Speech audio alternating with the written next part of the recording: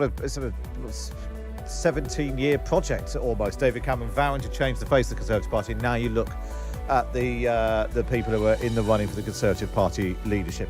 Well, after all the focus on who the new Prime Minister is going to be, let's turn our attention, at least if only briefly, to the old one. Up next, it's Boris Johnson. We'll be here for PMQs Unpacked.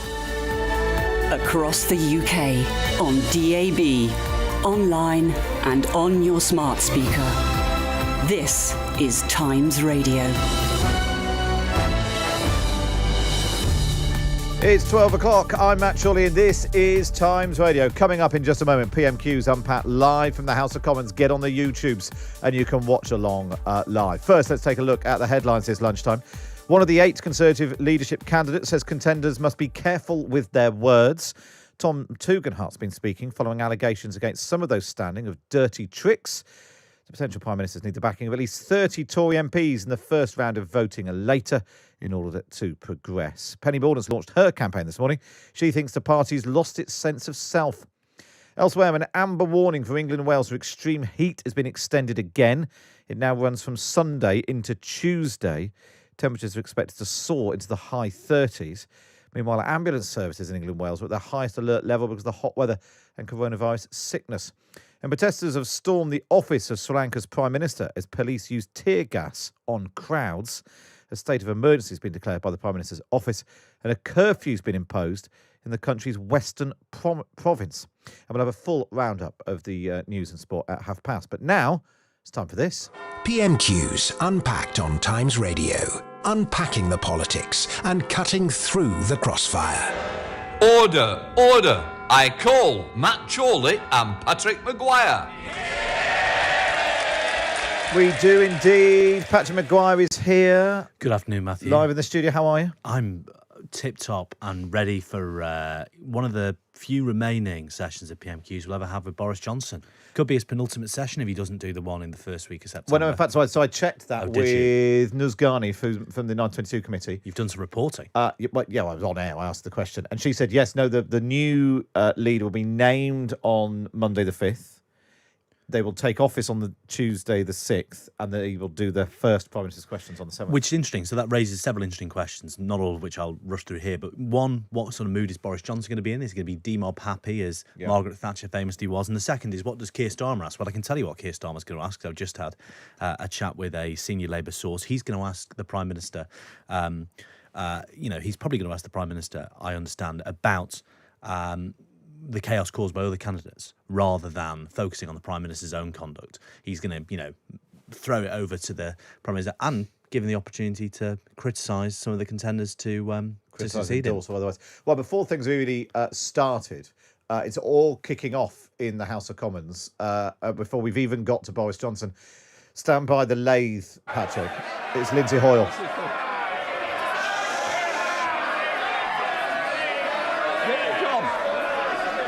Give me the word in. Order! Order! I say to the honourable gentleman, give me the seat. I will not tolerate such behaviour.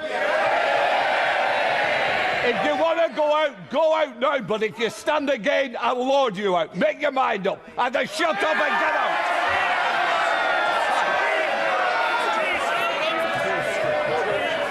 I warn the honourable member that if there's protesting carrying out, just shut up a minute. Does somebody want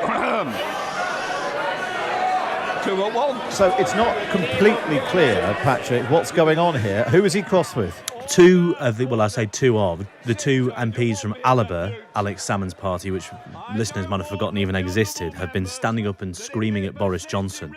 And Lindsay Hoyle is giving that very short shrift, as you'd expect. I shall be compelled to name both of them, which may lead to them being suspended from the House. Right, names. So by naming them, that if he names them, that's literally the process of kicking them out. Yes, they're ejected from the House.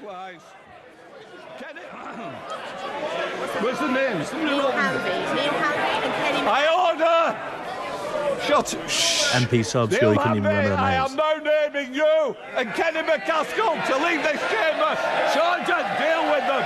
Deal with them. Deal with them. Just sit down. So that Kenny McCaskill and Neil Hanvey. Escort them out. Boris, it really is all kicking off. The metalwork teacher has lost control of the class. Let them out, Sergeant. Let them out.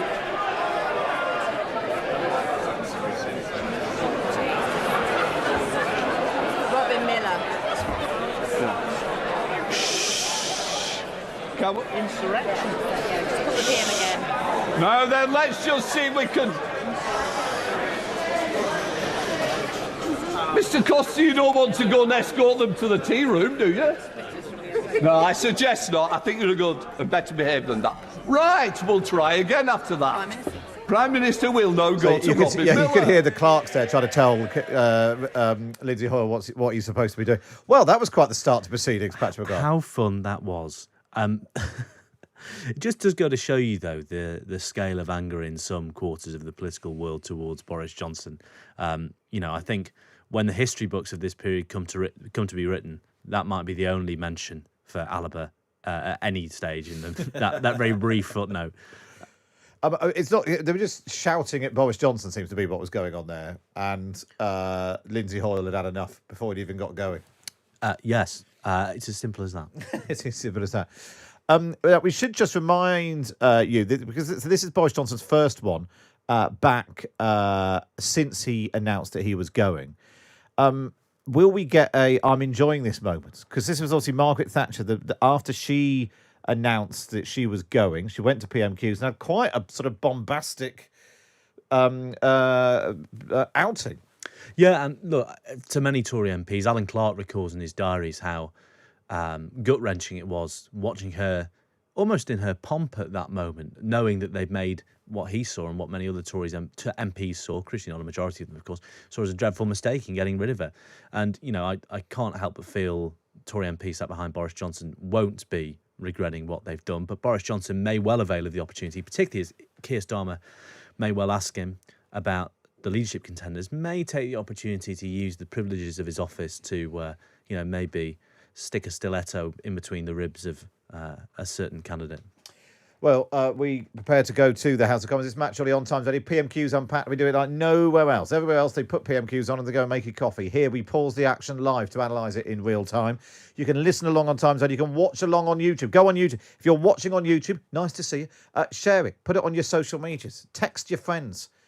Phone your granny and tell her to tune in. If you tune in right now, you can see the damage to the TV behind Patrick Maguire, where in all of the excitement of last week's resignations, he reversed his chair into the TV screen and broke it, which is why there's the sort of weird stripy lines behind. If that's not a reason to go online, I know what is. Right, here we go then. Boris Johnson's penultimate Prime Minister's questions. We kick off with Keir Starmer's question number 1 on PMQs Unpacked. Mr. Speaker, may I join the Prime Minister on his comments about the former Prime Minister of Japan, a deeply shocking moment, and of course his comments about genocide. Mr. Speaker, may I welcome the new Cabinet to their places? We have a new Chancellor who accepted a job from the Prime Minister on Wednesday afternoon and then told him to quit on Thursday morning. A new Northern Ireland Secretary who once asked if you need a passport to get to Derry. Sunday Times exclusive. And the new Education Secretary, whose junior ministers have literally been giving the middle finger to the public. Reference to Andrew Jenkins. It is truly the country's loss that they will only be in post for a few weeks. Now, the Prime Minister must be feeling demop happy since he was pushed out of office. Finally, he can throw off the shackles, say what he really thinks, and forget about following the rules. So, does he agree? Does he agree it's time to scrap the absurd non-dom status that allows the super-rich to dodge tax in this country? Let's just jump in there. We're waiting to hear Boris Johnson's response. Quite smart, this, so far. It really is. Keir Starmer is clearly having a good time. That was a very well-crafted opening. He's wanting to tar the entire Conservative Party with the Boris Johnson brush, which is what he's doing when he mocks the Cabinet. Also, it's just very funny. And that is a brilliant first question because it is an invitation to Boris Johnson to have a dig at Rishi Sunak. And there are lots of people in number 10 and indeed the number 11 flat in which the Prime Minister lives, who would very much like him to seize it with both hands. So let's see what he says. Let's see what he says. Prime Minister. Well, I thank you very much, and it's perfectly true that I'm grateful for the ability to speak my mind, which I never really lost, Mr. Speaker. But what I'm focusing on is continuing the government of the country. And as I've just told you, Mr. Speaker, from tomorrow, £326 is arriving. Never mind non-DOMs, Mr. Speaker. DOMs or non-DOMs, I don't mind. £326 is arriving in the bank accounts of 8 million vulnerable people. And how can we do that? Because we took the decisions to get the strong economy that we currently have, that I'm afraid were resisted by growth in May at 0.5%, Mr. Speaker, which they weren't expecting. We have. As I told you before, Mr. Speaker, 620,000 more people in payroll employment than before the pandemic began. And one of the consolations of leaving office at this particular time, Mr. Speaker, is that vacancies are at an all-time high. There we are. That was sort of classic Boris Johnson response. Ignore the question, then Talk about something else. Roll out a series of... Interesting, though, DOMs or non-DOMs, I don't mind, which might prompt Team Rishi to think, well, why did someone from Number 10 leak the details of Mrs. Sunak's financial affairs? Yeah, and look, I don't want to come across all FR leavist, but if you do a close reading of that, Rishi Sunak, DOMs, non-DOMs, both have proved to be problems for him in this campaign, and Number 10 would like us very much to be talking about both. So as much as he gave the impression that Boris Johnson was, graciously avoiding the question, decorously avoiding the question. Even there was something in there for fans of the Boris Rishi psychodrama, I think. Yeah, it's going down really well on YouTube. Absolutely no relevance to the question asked, says Matt. Completely ignoring the question. Useless, says Steve. Catty by the beach says, so surreal that Boris is still there. A sentiment I think probably shared by quite a lot of Tory MPs. Jeff says, please don't interrupt Starmer when asking a question or Johnson when answering. Well, that's sort of the point, though. You can, if you want an uninterrupted stream of consciousness, then you can go to one of the other radio stations where they're currently enjoying a big latte. Anyway, here we go then. Not a bad start from Keir Starmer. Can he keep it up? This is question 2. Yes, Starmer. Cut him some slack. Faced with an uncertain future, a mortgage-sized decorator's bill that'll be soon for somebody else's flat, I'm not surprised he's careful not to upset any future employers. So here's an even simpler one. Does he agree that offshore schemes can pose a risk because some people use them to avoid tax they owe here? Prime Minister. Mr. Speaker, I'm proud of the investment that this country attracts from around the world. And he's talking about offshore people investing in the UK. I'm absolutely thrilled to see that we've had, I think, 12 billion in tech alone come in the last couple of months. I think if possible, Mr. Speaker, he's referring not to me, but to some of the 8 brilliant candidates who are currently vying for my job. Let me just tell him that any one of them will wipe the floor with Captain.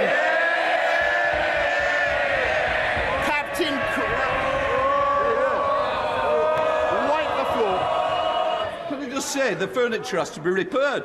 And one of the members already had one bill. I'm sure he doesn't want another. Prime Minister. Oh. Any one of them will wipe the floor with Captain Crasheroony Snooze Fest, Mr. Speaker. That is after rubbish. a few weeks' time, that is exactly what they will do. They will unite around the winner and do just that. Even Mark Spencer, the most garrulous man in Parliament, couldn't even muster a fake laugh at that. That's a disgrace. Captain Crasher-Rooney's Snooze Fest. Well, that goes back to our story, Patrick. It did. You know what? We are Mr. Boring snoring. We are tastemakers, although I don't really take it as a compliment. I'm not sure we'd take it as a compliment that he's taken that. I don't know whether he was just going to do Captain Hindsight, and then Lindsay Hoyle's interruption prompted him to reach. Well, for something even his more mind is preposterous. probably already drifting to the calls he's going to have to be making to Fleet Street comment editors in the coming months as he's, pitching his new column. So, we expect... It's harder to get published by Times Red Box than it used to be. So. It really is. We've tightened up. Look. If Boris Johnson, our rate is, much less than the £275,000 that used to be paid by the Telegraph. But every little helps. It's got if to you're start Boris. somewhere. Jesus, that was awful. Says someone on Twitter. He speaks like an oddball cartoon character. God, people are just waking up to this. Yeah. I made a mistake yesterday because I asked on Twitter, and actually you can get in touch for the highlights. If next week is Boris Johnson last, your highlights and lowlights of Boris Johnson. And I said he was a good orator in other areas, but he's struggled a bit in the House of Commons. People are very cross with the suggestion he's ever been a good orator of any kind. As a sort of after-dinner speaker, gagmeister, whipping a crowd up and making them feel good, he has a skill. Yeah, look, if you're at the KPMG Christmas party, and I'm sure that stuff goes down a storm, but it provably hasn't in the Parliamentary Conservative But also, Party. in terms of public speaking and whipping a crowd up, making them feel good about themselves, he's got a skill that actually the 8 currently in the running lack. Yes, broadly speaking, yeah. Broadly speaking. And look, Tom Tugendhat doesn't make you want to scream and shout, does he? Tom Tugendhat's never, as far as I'm aware, waved around a fish or a brick or a broom. Well, he did sign the Official Secrets Act, so That's true. what happens in Kabul stays in Kabul. There we go then. We didn't even talk about the question there. Clearly aimed at Nadeem Zahawi, who has good faced point. Well, questions remember the format, Patrick. about his personal finances. Again, Boris Johnson declined the opportunity to have a pop at his Chancellor. Very restrained with him today. Here we go then. Let's go back to the House of Commons. It's question number 3 from Keir Starmer. Yes, Starmer. He's been saying all week that he wants revenge on those that have wronged him. Here's an idea, Prime Minister. If he really wants to hit them where it hurts, he should tighten the rules on tax avoidance. But at the very least, does he agree that anyone running to be Prime Minister should declare where they and their families have been domiciled for tax purposes and whether they've ever been a beneficiary of an offshore tax scheme? Prime Minister. Mr. Speaker, to the best of my knowledge, everybody in this Parliament, everybody in this House pays their full whack of tax in this country, and I think that people should, members across the House should cease this constant vilification of each other. I think people pay their fair share of taxes, and quite right. What we're doing, and it's thanks to the tax yield that we have had, that we're able to support the people of this country in the way that we are. So we've been able to increase universal credit by £1,000, Mr. Speaker. We're putting £326 from tomorrow into the bank accounts of those who need it most, Mr. Speaker. And thanks to the policies we have pursued, as I have just told you, we have unemployment at or near record lows. And that is what counts, Mr. Speaker. No, they are very happy to see people languish on benefits. We believe in getting people into good jobs. And I'm looking for one. I mean, it's an interesting line of questioning from Keir Starmer actually, it's a sort of on a policy point, but it's sort of sharply political as well. It's trying to establish in the minds of the public that whoever wins, they're like a bit dodge. Yes, exactly. And, Boris Johnson rushing to defend all of them isn't particularly helpful to the candidates either, particularly those who are pitching themselves as a clean start. Yeah. Rishi Sunak said Boris Johnson had a good start. Good heart, bloody hell.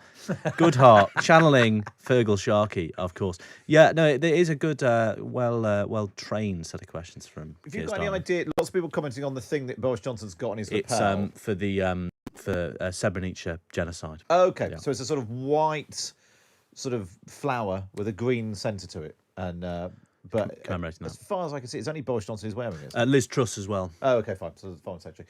Far more importantly, Patrick, some breaking news just in from Matt Abrams. Says, "Hi, Patrick. So good to see you after so many years. We go back to Sefton Youth Orchestra.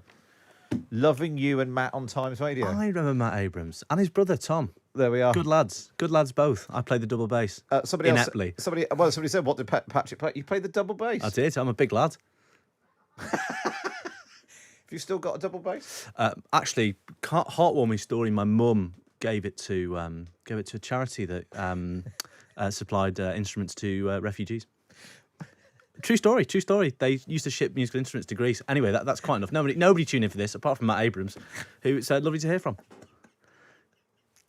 Sorry, that's just really tickled me. Can we try and get hold of a double bass before the end of the show? Right, let's go back to the House of Commons. Anybody else who wants to just get in touch? Old school friends of Patrick's who wants to get in touch with trips down memory lane. In fact, to be better than what we're getting from the House of Commons. Right, let's go back to the House of Commons again. This is no question something about the bone, Keir Starmer. Mr. Speaker, I'm not sure he's been keeping up with what's happening the last few days. Over the weekend, the candidates to replace him have promised £330 billion in giveaways. That's roughly double the annual budget for the NHS. Sadly, they haven't found time to explain how they're paying for it, even though one of them's the Chancellor and another one was Chancellor until a week ago. They all backed 15 tax rises. Now they're acting as if they've just arrived from the moon, saying it should never have happened. Doesn't he agree that rather than desperately rewriting history, they should at least explain exactly where they're getting all this cash from? Prime Minister.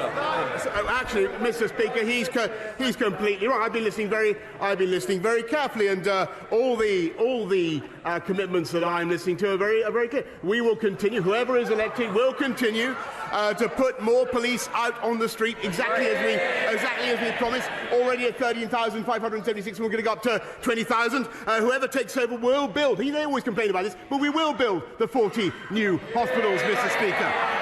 And I asked my delivery unit yesterday. Well, they don't want it. They don't like it, Mr. Speaker, because they voted against the funding. They voted against the funding that makes it possible, Mr. Speaker. And they have also, just in the last period in which he has been in office, made extra commitments of public spending worth £94 billion, which would be thousands of pounds of extra taxation for every family in the country, Mr. Speaker. That's the difference between them and us. Yes, Starmer.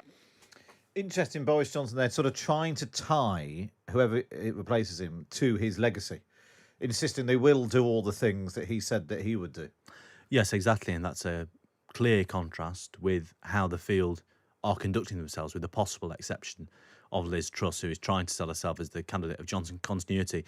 After a series of quite well-written questions from Keir Starmer, I'd say that one packed a bit less of a punch because it was clearly aimed at Sajid Javid, the former health secretary, who, Cabinet sources have been telling journalists all week, argued particularly aggressively in favour of the national insurance levy, only to then come out during his own leadership bid and say, well, what a terrible idea that was. And everybody around the Cabinet table, as you know, both you and I will have heard on our WhatsApps, were baffled and offended.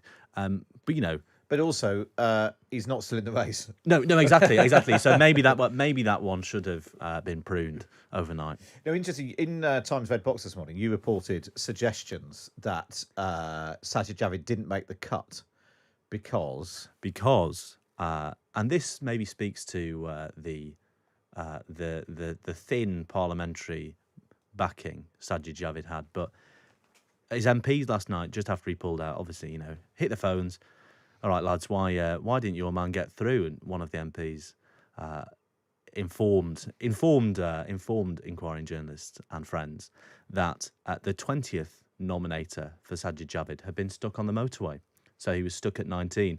Now, it should be said, other MPs who backed Sajid Javid this morning were telling me, well, listen, the problem was he actually couldn't have reached 30 and we could have got a 20th nominee, but we concluded it was better to withdraw with dignity than be humiliated tonight. I'm not sure either course is particularly dignified. Well, the one update on that is I spoke to Miriam Cates earlier on, who's on the 1922 committee, and I asked her about exactly this issue, and without her wanting to comment on any particular candidates, she said it was possible, if you weren't able to get to parliamentary to email Graham Brady. As Sir Graham Brady told me last night. If this MP was stuck in traffic and unable to email, then that's one thing. But basically, it's a bit pathetic. Well, apparently another MP on Sajid's sort of campaign committee wasn't returning calls yesterday, so he picks his backers pretty badly, the old former health secretary. And like you said, if he couldn't get to 20 yesterday, you definitely weren't going to get to 30. Yeah, and this means Sajid Javid can sort of endorse as a sort of great cabinet big beast rather than a humiliated leadership contender. Yeah. Right, here we go. Sorry, we've completely drifted away from the point in hand. There might be a reason for that. Why are we here again? Is it number 5? Number 5. Question number 5? Question number 5. Totally deluded to the bitter end. Now, Is he talking about us? to be fair... Oh, Lindsay Hall's up. I think that's the last time I hear from you today. I think otherwise you might be able to buy a couple of other people cups of tea. To be fair to the Taking new off a Tory MP Chancellor, there. he's at least attempted to spell it out. He's promised tens of billions in tax cuts and confirmed he would cut the NHS, the police and school budgets by 20% to fund it. The member for Stratford and Gibraltar is complaining, but he said it on TV. And yesterday he said, it's simply not right that families are seeing their bills skyrocket and we do nothing. Was the Chancellor speaking on behalf of the government, Prime Minister, when he promised huge spending cuts and when he said that they're doing nothing on the cost of living crisis? Prime Minister. Look, Mr. Speaker, this is really pitiful stuff from the party that voted against the £39 billion which is necessary to pay for those 50,000 nurses which we're recruiting, and we will recruit by 2024, Mr. Speaker, which is necessary to pay for those hospitals and those doctors and those scans and that treatment. They don't have a leg to stand on, Mr. Speaker. And I can tell him something else. The reason we've got growth now at 0.5% in May is because we took the tough decisions to come out of lockdown on July the 19th last year, which he said was reckless. Never forget, he said it was reckless. Our economy would not be strong enough now to make the payments we are to our fantastic NHS, and they know it. Well, there we are. That's Boris Johnson again talking about growth and the economy. He's quite. I mean, given this, literally this time last week, he was still Prime Minister, going on and on and on. He had a rough old time at PMQs, but he was trying to plough on without Rishi Sunak and Sajid Javid. He doesn't. If you tuned in now, you wouldn't think there's a man who resigned less than a week ago. No, you wouldn't at all, actually. And he's, on typically bombastic form. But the reason he's energised is that he knows he's writing his own obituary, or he's writing the first chapter of the betrayal narrative that some around him hope will deliver him back into number 10, or at least the front line of politics, because he's trying to sketch out the inheritance he's giving his next. His successor. I left a growing economy, steadfast support for Ukraine, lots of people in jobs, etc., etc. And so there's a reason Boris Johnson is, feeling pretty punchy when he's saying that, because he's got half an eye on the future, be that the apologia he's writing for his own reign in number 10, or, his comeback. One interesting thing, Keir Starmer spent a lot of time on Sajid Javid, who's not even in the race. He then spent that last question on Nadeem Zahawi, who is going to crash out pretty quickly. Who, according to our list of endorsements, got 14 public back. He's also got slightly more than that because he managed to get 20 last night. Why is he not going after Rishi Sunak, Penny Mordaunt and Liz Truss, who's sitting on the front bench there looking miserable? It's a good question. Well, look, please legal, but some candidates Labour feel have more questions about their personal conduct and records in a number of commercial areas than others. Which is what, when Keir Starmer described Nadeem Zahawi as the member for Stratford and Gibraltar, it's because there's been questions about his investments and connections with Gibraltar. Another good joke from Keir Starmer. He's making another habit. Making a habit of it. Rishi Sunak, for the first time in years, not on the front. Well, apart from when he went missing, not on the front bench of PMQs. What's he doing instead? Well, he's not on the front bench. He's no longer a member of the government. Yeah, of course. Sorry, I thought you meant he was missing. No, he's tweeting. Sorry, how rude of me. He has just tweeted, there's a reason Keir Starmer is attacking me at PMQs today. It's because he knows we're the only team that can beat Labour. And he's just tweeted out some polling that shows all the Tory leadership candidates. So that's Penny Mordaunt, Liz Truss, Jeremy Hunt, Sajid Javid, again, out of the race. Nadeem Zahawi, again, effectively out of the race, ahead by double figures. And Rishi Sunak is ahead of Keir Starmer by a whopping 1 point. Well, there we are. Let's see if Keir Starmer can make 1 point in his final question. Let's go back to the House of Commons. But I really am going to miss this weekly nonsense from him. Let's move on. Let's move on from his current Chancellor to his former Chancellor. Last week, he resigned, accusing the Prime Minister of not conducting government properly, competently or seriously. He suggested the Prime Minister is not prepared to work hard or take difficult decisions, and implied that the Prime Minister cannot tell the public the truth. Yesterday, he claimed his big plan is to rebuild the economy. Now, even the Prime Minister must be impressed by that Johnsonian brass-neckery. Can the Prime Minister think of any jobs his former Chancellor may have had that means he bears some responsibility for an economy that he now claims is broken? Prime Minister. Mr. Speaker, look, I think everybody who's played a part in the last 3 years has done a remarkable job in helping this country through very difficult times. I just want to say to him, really, Mr. Speaker, the next leader of my party may be elected by acclamation, so it's possible this will be our last confrontation over this. It's possible.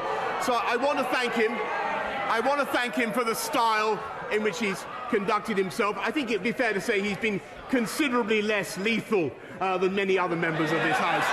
Mr. Speaker. And I'll tell you why that is. Oh, Liz Truss is finally laughing. I'll tell you why that is, because he hasn't come up.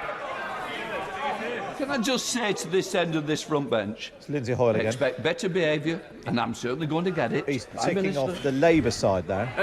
There's a reason for that, Mr. Speaker. Is over 3 years, in spite of every opportunity, he's never really come up with an idea, a plan, or a vision for this country. And I can tell you that at the end of 3 years, Mr. Speaker, we got Brexit done, which he voted against 48 times. We delivered the first vaccine in the world and rolled it out faster than any other European country, which would never possibly listen to him, Mr. Speaker. And we played a decisive role in helping to protect the people of Ukraine from the brutal invasion of Vladimir Putin and helped to save Ukraine, Mr. Speaker. And I'm proud to say that we are continuing, and every one of the 8 candidates will continue, with the biggest ever programme of infrastructure, skills and technology across this country to level up in a way that will benefit the constituents of every member of this House, Mr. Speaker. And it's perfectly true that I leave not at a time of my choosing. And it's absolutely true. But I am proud of the fantastic teamwork that has been involved in all of those projects, both nationally and internationally, Mr. Speaker. And I'm also proud of the leadership that I have given. And I will be leaving, Mr. Speaker. I will be leaving soon with my head held high. Interesting. He seems to think this is his last PMQs. Well, he might have a last-minute trip to Kiev planned for next week. Because that is definitely not the plan. The House is supposed to be sitting next Thursday. There's no prospect of a new Prime Minister being in place by next Wednesday. They're supposed to break up next Thursday. No prospect. Well, why is it? Well, unless he intends to make an excuse or intends to be out of the country or otherwise indisposed. Or maybe he doesn't. Maybe he's got to help put up the marquee for this wedding he's had to move. Or maybe he doesn't know the parliamentary timetable. Well, that's entirely possible. Well, there we are. We were going to do the farewells next week, but maybe we're not. Well, we'll do a farewell to Dominic Raab, who, the nation is waiting with bated breath for that one, aren't they? Unless, so he said the next leader of my party may be elected by acclamation, so it's possible this will be our last confrontation over the dispatch box. It is possible, he said. There's literally no way that's going to happen, is there? I mean, far be it for me to suggest that Boris Johnson just said something at the House of Commons dispatch box, which is not entirely accurate. Well, look, I mean, you're seeing ministers left, right and centre disregard the usual obligation they have to Parliament. Priti Patel this morning just decided she didn't fancy the Home Affairs Select Committee. So it's not out of the question that Boris Johnson, who hasn't even... But just in terms of, there's nobody seriously expects the Tory party leadership contest to collapse behind one person before... So quickly. No, of course not. Of course not. So Boris Johnson is either doesn't know the parliamentary timetable or he doesn't intend to show up and doesn't mind that he's saying that in public so brazenly because, he's in office until September and can do what he wants. Well, there we are. Well, we'll be here next week anyway, doing something. We're not quite sure what. But anyway, that was the end of PMQs Unpacked, the last one with Boris Johnson and Keir Starmer, possibly. Or maybe we'll have another one next week. We will do the best of the rest in just a moment here. Patrick Maguire, Times Red Box editor, is still here. Don't forget, you can still watch along on the YouTubes and all of that. We'll do the best of the rest after we get the latest news from Alex Morgan. Across the UK, on DAB, online and on your smart speaker. This is Times Radio. Thanks, Matt. Good afternoon. Boris Johnson has taken part in Prime Minister's questions for the first time since announcing his resignation last week. The session began with the Speaker, Lindsay Hoyle, angrily expelling two Alba MPs from the chamber. That's after Kenny McCaskill and Neil Hanvey had refused to sit down in protest. I will not tolerate such behaviour. If you want to go out now. But if you stand again, I will order you out. Make your mind up. Either shut up and get out. Well, with the Conservative leadership race now in full swing, Boris Johnson said any of the 8 candidates could continue to put more police on the streets, build more hospitals and be more than a match for the Labour leader. Any one of them would wipe the floor with Captain Crasheroony's snooze fest, Mr. Speaker. And after a few weeks' time, that is exactly what they will do. They will unite around the winner and do just that. But the Labour leader, Sir Keir Starmer, said Boris Johnson should tighten up the rules on non-dom tax status. In other news this afternoon, after rejecting Labour's motion for a confidence vote in the government yesterday, Boris Johnson appears now to be tabling one himself. A Downing Street spokeswoman says Labour were given the option to table a straightforward vote, but chose not to. So, by Mr Johnson tabling the motion, it'll allow him to set the wording in such a way as to make it easier for his party to vote for it. A report from the French Senate has found Liverpool fans were unfairly blamed for chaotic scenes outside the ground at last season's Champions League final. Thousands of supporters struggled to gain entry to the stadium in Paris, with officers using tear gas and being accused of heavy-handed tactics. And the amber weather alert for extreme heat has now been extended until Tuesday. That comes into force on Sunday. The warning means there's a danger to life, even for people not classed as vulnerable. We'll look into the weather then today. Scotland and Northern Ireland will see a mixture of sunny intervals and scattered showers. These most frequent across the north of Scotland. It'll also be breezy there. Elsewhere, dry and fine with good sunny spells. It'll be feeling a little cooler, which will probably be welcome. Let's bring you up to date with the sports. Sir Mo Farah says he's relieved he's not facing an investigation from the Home Office after revealing he was illegally smuggled into the UK as a child. The 4-time Olympic gold medalist was given British citizenship under his current name, but disclosed yesterday in a documentary his real name is Hussein Abdi Kahin. He's told the BBC the public support he's received has been incredible. It's always my story, and as I said, I wasn't even comfortable enough to talk about it with my family. I couldn't talk about it publicly, and it has taken me a long time to come to this. But I'm glad I made this documentary and to show people the reality of what really happened to me as a child. England white ball cricket captain Jos Buttler says his players have to learn quickly after their 10-wicket thrashing by India in the first one-day international. 4 England batters were dismissed without scoring, then the tourists reached their victory target in just 18 overs at the Oval. Buttler is confident England have the quality to turn things around, though. If I look back over the past sort of 5-6 years, our batting's been our super strength in this format of the game. So, and you look at the names of the guys in there, they're some of the best players we've had. So certainly no need to panic at all. Meanwhile, the chief executive of Ukraine's Cricket Federation says it ticks all the boxes to become an associate member of the International Cricket Council. The ICC are meeting at the end of the month to make a decision on Ukraine becoming a second-tier member. And former England women's football captain Casey Stoney's warned the current team their 8-0 demolition of Norway at the European Championships will make the rest of their tournament more difficult. Many have branded the Lionesses' victory in their second group game against one of the world's top teams as a statement performance. But Stoney, the Times columnist for the tournament, told the Game podcast it may also bring challenges further down the line. It does put a massive target on their back now, but I think they'll be relishing that. Like, pressure is a privilege, and I think those England players will be going out there. They've got obviously, probably arguably, they're supposedly their easiest group game next, where potentially they could rest a few players for those knockout stages. England play Northern Ireland on Friday night in their final group game. It's live on TalkSport, as are all of England's games throughout the European Championships. This is Times Radio. Bike too small. Football boots a bit battered.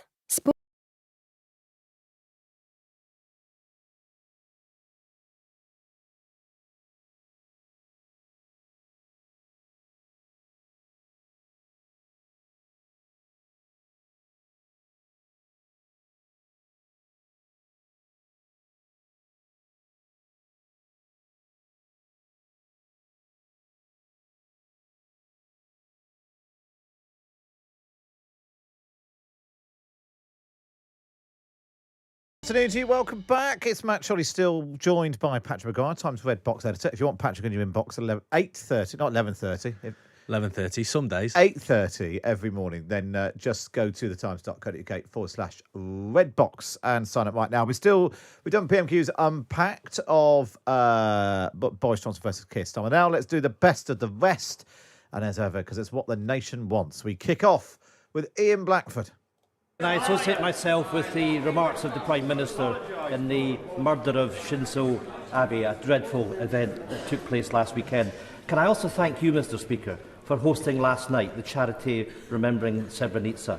We should all take time this week, on the 27th anniversary of the genocide that took place there, to think of the circumstances and the shame that we were not able to step in and stop the murder of so many innocent boys and men and the rape of so many women, and that we must learn the lessons from that. And of course at this time we think very much of those in Ukraine that are facing a war criminal, and make sure that those responsible are ultimately held to account for crimes against humanity. Mr. Speaker, the Tory leadership contest is quickly descending into a toxic race to the right, and it's clear that whoever wins that race, Scotland loses. The former Chancellor has pledged to govern like Margaret Thatcher. The current Chancellor is threatening 20% cuts to the NHS and public services. And they're all trying to outdo each other on an extreme Brexit, costing the economy billions. Is the real reason that the Prime Minister won't endorse any of these awful candidates because whoever becomes the next Tory leader will make Genghis Khan look like a moderate?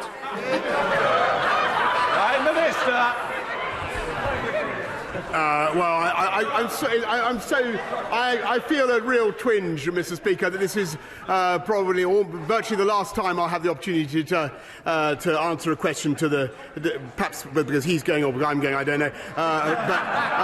Mr. Speaker, all I would say to him is that I think that the next leader of my party will want to make sure that we do everything we can to work with the Scottish Government in the way that I've been able to do and I'm proud to have done over the last few years to protect and secure our union. And my strong view, Mr. Speaker, having listened to him very carefully for years and years now, is that we are much, much better together.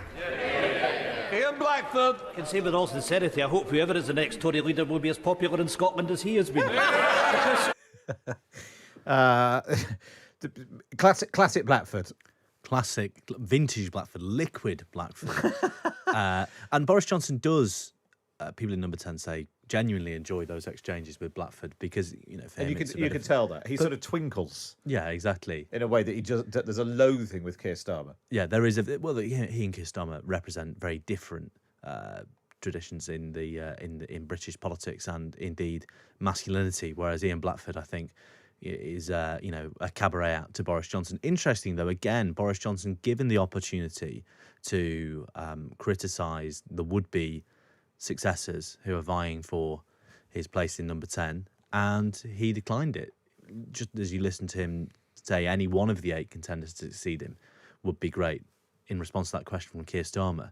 You know, when Boris Johnson has even declined the opportunity to criticise, even implicitly, Tom Tugendhat or Rishi Sunak, it's, in the circumstances, quite impressive and uncharacteristic restraint, isn't it? Yeah, uncharacteristic. Also, minor point for any linguists out there, is Genghis Khan usually pronounced with a soft G, or is that a Blackford idiosyncrasy? What did he say? Genghis. Genghis. Yeah, no, I think that's probably wrong. Classic. Still, it'll bang on the socials of the SNP. And again, this is what happens when you have a lame duck prime minister like this. In a way, he's lucky that he's not doing it, during the spring where he'd be having to do 6-8 weeks worth of PMQs while being on his way out. At least he's only having to do it this week, and we assume next week. Again, repeated that he wouldn't be here next week, though, so... I don't know what's going on there. Maybe nobody's told him, and they just get through each day. Just get through it. But it's interesting that clearly both Keir Starmer and Ian Blackford already turning their attention to what comes next. Exactly. There's no point really going after Boris Johnson. Well, because that poses big strategic questions for the SNP and Labour, but for both of whom Boris Johnson's been a gift. It makes sense for them to try and tie the next Tory leader to Boris Johnson reputationally as quickly as possible. It's interesting, we talked about this earlier on, but it was interesting that it's Tom Tugendhat and Penny Mordaunt who seem to be going down particularly well amongst Scottish Conservatives. They seem to be... The candidates of a clean break? Yeah, candidates of a clean break. Right, let's go back to the House of Commons then. We can now hear a question from Stephen Farry. Let's take a listen. Thank you. In a recent opinion poll conducted by Lucid Talk for Queen's University, only 5% of the people of Northern Ireland expressed any trust whatsoever in this government. So as the Prime Minister prepares to leave office shortly, will he apologise for his legacy in Northern Ireland, in which power sharing has collapsed, the Good Friday Agreement has been undermined, an unwanted protocol bill is being imposed upon the people and businesses of Northern Ireland, and Anglo-Irish relations are in their worst state for 40 years? Yes. Prime Minister. Well, Mr. Speaker, because actually what we've got, and I know that every single one of the candidates will want to deliver this, is a bill to fix the problem of the protocol, and I accept that there is a problem, and I hope that the whole House will support it. Well, there we are. That's now. This is an interesting point. So that's what's his name? Stephen Farry, Alliance for North Down. Yeah. The Northern Ireland Protocol is one of the single biggest problems facing the country right now in terms of the unity of the Union and arguably the economy and relations with Europe. So almost I think Suella Braverman sent out a long WhatsApp message of what she would do about it. Almost nobody else is really addressing it, though. Well, it's become a test of faith for Tory leadership candidates, and not because of the substance, not because of how it's going down in Northern Ireland, not because of its impact on the public there, as Stephen Farry is raising. He's coming at it from a completely different direction. Tory leadership candidates are being asked by the ERG and others. It's almost like a version of, in this country we used to have something called the Test Acts, where you had to prove if you were, applying for a position in government or, a place at the university, you had to prove you're an Anglican, right? The Tory equivalent is you have to go in before the panels of these MPs and say, I love the Rwanda plan. I'm going to go full steam ahead with the Northern Ireland Protocol, and I'm going to withdraw from the ECHR, the European Court Convention on Human Rights. And every candidate, for the most part, is either saying yes to all those questions or isn't ruling it out. And the second two, the Northern Ireland Protocol Bill and the ECHR, are huge questions for Northern Ireland, because ECHR membership is a big part of the Good Friday Agreement. It's written into the Good Friday Agreement. So, again, you see the reality of life on the ground in Northern Ireland there from Stephen Farry and the consequence of the Tory leadership election. Two separate universes. Yeah, exactly right. And it'll be interesting to see who, if, does whoever wins the Tory leadership contest basically do what Keir Starmer actually did. Keir Starmer promised essentially Corbynism in a smarter suit, and then just abandons it all once he's in office. And, you move, because you'd have to be, if you were running for the Labour leadership, you run on the left, and then once you're in, you move to the right. And in the Tory party, maybe the opposite's true. You run on the right, and then you move more to the centre. But Danny, as Danny Finkelstein wrote in this morning's Times, that's very, very tricky. If you set yourself up as the candidate of the right, if you lash yourself to the mast of the ERG, and you are fated by the likes of Jacob Rees-Mogg, Nadine Dorries, Mark Francois, as Liz Truss has been over the past 48 hours, then when you do try and moderate yourself in office, if indeed you want to, there are lots of MPs who worry that Liz Truss doesn't want to, then you set yourself in a collision course with your parties. Again, as Theresa May found when she gave her Lancaster House speech and promised a harder Brexit than even the likes of Bill Cash were dreaming of, and then tried to moderate or compromise later on. You've got a ready-made band of regicides in the Tory party who are going to have you guts for garters. And Liz Truss, the risk for Liz Truss, as Danny Finkelstein writes very convincingly and powerfully in this morning's paper, is, you're writing your own death warrant. Yeah, because you could be completely tied to and held to what people say. Just a bit more on the Boris Johnson suggesting this might be his last PMQs question. He is supposed to be, the House is supposed to be sitting next week. all of the candidates, as we've discussed several times on the show this week, all the candidates they've signed a declaration to say they will not pull out if they get into the final two. So there's not even any guarantee we'll be down to the final two by next Wednesday. However, Matt Dathan, our colleague, the Home Affairs editor of the Times, he's just tweeted saying there's talk of Boris Johnson going on a foreign trip next week, which means he would miss PMQs and leave Dominic Raab to sit in, which would be pretty extraordinary. He's on the blower to Vladimir right now, asking if he's busy. To be carried aloft. Look, thank you so much for all of you watching along today on YouTube and all of your messages. I'll just end with lots of. Sadly, nobody's yet turned up outside with a double bass. Patrick, I'm sorry to report. God, I don't want to be tested on that front. Richard Mason says, "Not going to lie, I preferred it when there were more sausages." Well, the canteen. Well, we started too late. The canteen shuts at 10:30. Sadly, they pack up breakfast and start doing. Well, actually, last week I was able to. They gave me sausages and hash browns for free because the surplus was there and I was late. And so a rather ashamed-looking cashier said, "Well, what do you want? Because we're just going to throw it away." So you had it for nothing. So if News UK executives are listening. So if you were watching along on YouTube last week as the government fell, Patrick didn't even buy those sausages that I was eating. What does that tell you? So yeah, I hope accounts aren't listening. Well, maybe the money you've saved on buying the sausages you can put towards a new double base. yeah. I'm saving up. Mum, if you're listening, ring up the refugee camp and take it back. Yeah, let's get it back. Let's see if they can post it back from Greece. Thank you very much, Patrick Maguire there, Times Red Box editor. Get me in your inbox. Go to thetimes.co.uk/redbox. Thank you for watching along on YouTube. We'll be back next week. Whether or not Boris Johnson's here, we'll do something, I'm sure. Right, still to come. We'll do some more of your museums, and then we'll do the quiz. Matt Chorley on Times Radio. John Pienaar at Drive on Times Radio with Nutmeg. Destination radio driven by intelligent current affairs debate, fueled by straight-talking political analysis, and empowered by peerless journalistic integrity. Plus, listen to Nutmeg's weekly Market Forces Finance feature and get expert insight on how to achieve your investment goals your way. We'll bring you that live. John Pienaar at Drive on Times Radio with Nutmeg. Invest your way. Visit nutmeg.com. As with all investing, your capital is at risk. What's the best room in our home? Oh, I'd say the attic, since we had the attic I'd say the living room. But you're always saying it's a mess with his stuff everywhere. Dad, it's not always my stuff. Oh, I know it's not perfect, but I still love it. All together on the sofa watching a film. Yeah, but Dad fell asleep during the last one. Dad always falls asleep. Thanks very much. Do you know what my favourite room is? Here we go. Go on. The one you lot aren't in. Dad. At Halifax, we can help you buy a home, but only you can make it yours. Halifax, it's a people thing.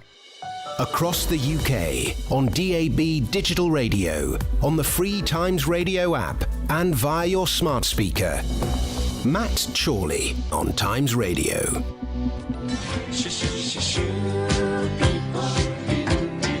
Yeah, so I began the show just after 10 o'clock this morning with an apology in my campaign video. It's now got more than 200,000 views on Twitter, more than Nadeem Zahawi's campaign video. That's all I'm saying. But there was a reference to the Somerset Shoe Museum in my video. And sadly, the Somerset Shoe Museum has shut down. So I've been asking for other obscure museums that we can celebrate instead. The Bloomsbury, loads of you actually have... what the hell is that? Is that a picture of a jar of moles? Loads of you have sent me pictures of jars of moles. That's nice. My wife has sent me the Museum of World Records in Western France. We went there one day. We saw a very big key and a big toothbrush. Tony says the Gloucester Museum of Brands. My vague memory is it was previously called the Museum of Packaging. It's got the Belarus Museum in Malaysia. Tiny wooden house full of good artifacts, says Serena. The Lyon Film Memorabilia Museum, says NLC. Rachel, the Combined Military Services Museum in Essex is an absolute gem. The Sewing Machine Museum in Tooting, says Philip. Hundreds of domestic and industrial machines, including one Queen Victoria gave to her daughter. The Whitby Museum, says David. Greenwich's much-loved fan museum, says Martin. The National Gas Museum in Leicester. The Museum of Carrots in Belgium, says someone else. The Cork Butter Museum gets a vote. The Curryverse Museum in Berlin, says Simon. The Forge Mill Needle Museum in Redditch, says Philip. Greg says the Ilkley Toy Museum. Right, loads. There's a whole summer tour of going to obscure museums. Thank you so much for all those. They've been a lot of fun. Right, we are towards the end of the show. We've just got time for this.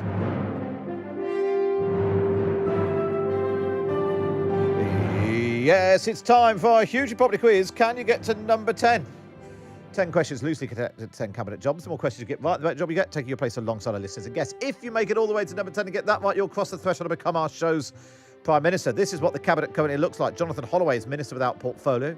Tony Narula is the semi-retired surgeon from Berkshire, is the Culture Secretary. Tim Sullivan from Surrey is Environment Secretary. Scott Bailey from Sheffield is Transport Secretary.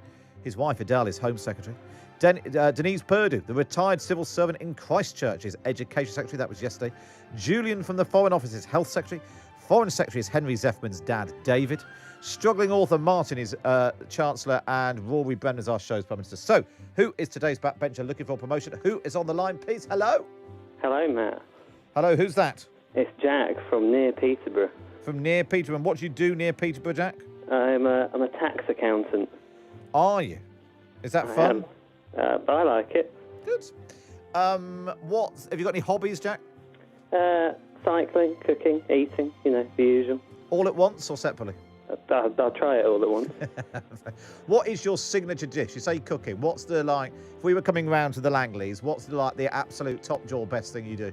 Our pizza on a Friday. Pizza on a Friday? Are you making that yourself, or are you just taking it out of a box? We're making it ourselves. Oh, okay, fine. Yeah. Very good. Do you ever put an egg on your pizza, Jack? I'm not into that, but I know people that do. I like an egg on a pizza. Anyway, I suppose you're an accountant. You've got your eye on being Chancellor? Yeah, that'd be nice. Right, come on then, Jack. Let's do this. Let's play Can You Get to Number 10? I don't know if it's the heat, but I feel giddy. Right, come on then, Jack. Let's do this. Question number 1, to become Minister without portfolio, complete this well-known phrase, time flies when you're having... fun. Is the correct answer. Question number 2 for digital culture, media and sports. Who topped the list of the highest paid on-screen BBC personality when it was published yesterday, earning £1.35 million a year? Is it Gary Lineker or Mariella Frostrup? Gary Lineker. Is the correct answer. Question number 3 for environment, food and rural affairs. In the cartoon Tom and Jerry, what kind of animal is Tom? Tom's a cat.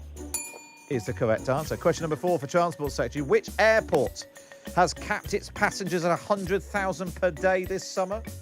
Heathrow. Is the correct answer. Question 5 for Education Secretary. What's the acronym used for the name of the schools regulator? Ofsted. Is the correct answer. Question number 6 for Health Secretary. Orthopedics is the study of what part of the human body? Bones. Is the correct answer. Bones is the right answer. Question number 7 to become Home Secretary. Who played Princess Diana recently in a movie titled Spencer, Diana's maiden name? Was it Emma Watson or Kristen Stewart? Kristen Stewart. Oh. Is the correct answer. This is going very well. Question number 8 for Foreign Secretary. What is the most common colour of toilet paper in France? What a good question. Cream. No.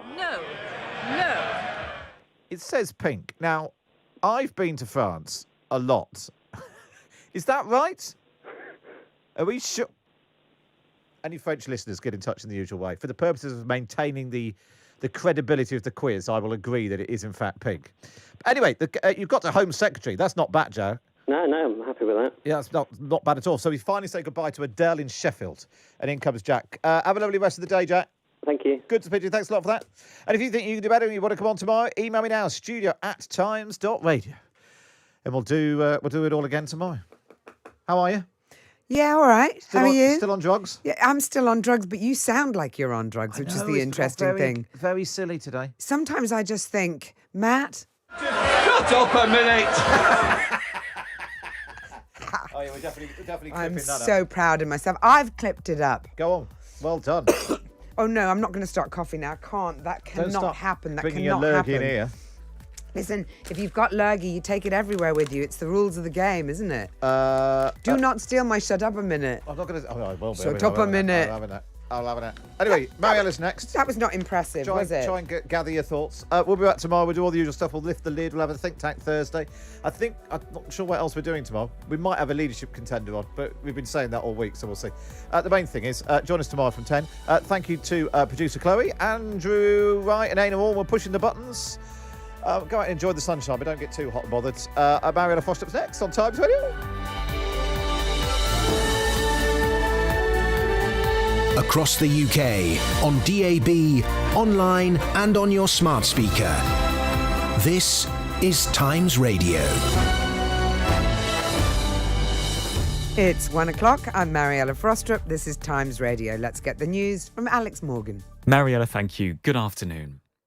Boris Johnson has been taking questions from MPs for the first time since announcing his resignation.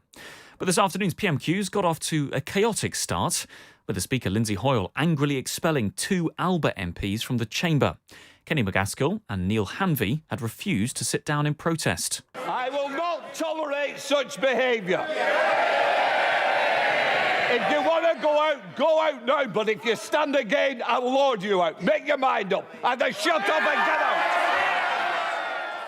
When the session did get underway, in an apparent swipe at the front-runner of the Tory leadership race, Rishi Sunak, the Labour leader, Sir Keir Starmer, asked about non-dom tax rules. Does he agree that anyone running to be Prime Minister should declare where they and their families have been domiciled for tax purposes and whether they've ever been a beneficiary of an offshore tax scheme? Well, in response, Boris Johnson said, to the best of his knowledge, everybody in the House pays their full whack of tax. Without naming any of his potential successors, the Prime Minister said any of the 8 remaining candidates would wipe the floor with the Labour leader. And in a surprise twist, Boris Johnson appeared to hint this could be his last PMQs. That's despite him being due back in the chamber for one last time next week. And I'm also proud of the leadership that I have given. And I will be leaving, Mr. Speaker. I will be leaving soon with my head held high. After rejecting Labour's motion for a confidence vote in the government yesterday, Boris Johnson is now tabling one himself. A Downing Street spokeswoman said Labour were given the option to table a straightforward vote, but chose not to. So, by Mr Johnson tabling the motion, it will allow him to set the wording in such a way as to make it easier for his party to vote for it. In other news this afternoon, Sri Lanka has declared a state of emergency after the president fled on a military jet hours before he was due to step down following days of public protests. The demonstrations against the economic crisis came to a head at the weekend when hundreds of thousands of people took over key government buildings in Colombo. Richard Lloyd-Parry is the Times' Asia editor and is in the city where more clashes have been taking place outside the Prime Minister's office. This time the soldiers and police inside are standing firm. They're firing a lot of tear gas, there's a lot of shouting, plastic bottles are being thrown. So far no sign of deadly force being used, but there's a lot of passion there. And meanwhile, we hear that the state TV company just quite recently has gone off the air. A French inquiry has found that Liverpool fans were not to blame for the chaos at the Champions League final in May. The inquiry, which follows the security fiasco, which resulted in supporters being tear gas, found it was caused by a series of administrative errors and failings. 2 Senate committees have found that France's Interior Minister, who had initially blamed the Liverpool supporters, only did so to avert attention away from the failings of police and the organisers. The report said dysfunctional mistakes were made at every level. Back here, the amber weather alert for extreme heat has now been extended into Tuesday. That comes into force on Sunday. The warning means there is a danger to life, even for people not classed as